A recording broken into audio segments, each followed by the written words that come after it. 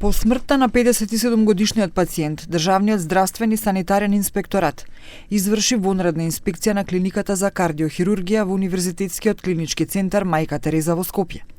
Според извештајот, констатирано е дека нема лекарски грешки во врска со лекувањето и закрепнувањето на пациентот, додека во областа на стручното работење на здравствените работници се иницира формирање на комисија за стручен надзор од Министерот за здравство.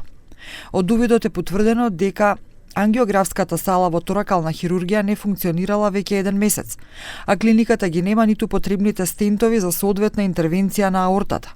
Според извештајот, во расположливата сала, доколку се изврши интервенција, ризикот од смрт бил премногу висок поради несоодветни услови.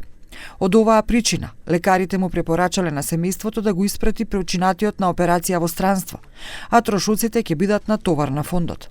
Семејството го прифатило тоа, но пациентот починал на 9 април, еден ден откако бил примен во болница, поради влошување на состојбата. Поради причините наведени погоре, издаден е упат за ЈЗУ-УК за наторакална и васкуларна хирургија Скопје, но добие неизвештај дека кај нив нема можност за изведување на ендоваскуларен третман поради поправка на дел од ангиографот, а не се изведуваат интервенции на торакална аорта, туку само васкуларни процедури на абдоминална аорта, а уште повеќе што не располагала ниту со тевар стент графтови. Прашан за овој случај, министерот за здравство Арбен Таравари рече дека не го видел извештајот за починатиот пациент, но вели дека тоа може да ни се случи на сите. Сите сме потенцијални пациенти, на сите може да ни се случува. За среќа во Македонија имаме 3 клиники во кои што се работат вакви операции, меѓу кои и државната и 2 приватни.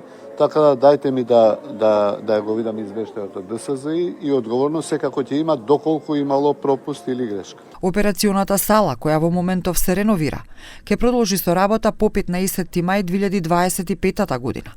Во тек е јавна набавка за набавка на стентови за интервенција на тевар и истите би биле обезбедени во периодот кога ќе започне со работа реновираната операциона сала, се наведува во извештајот на здравствениот инспекторат.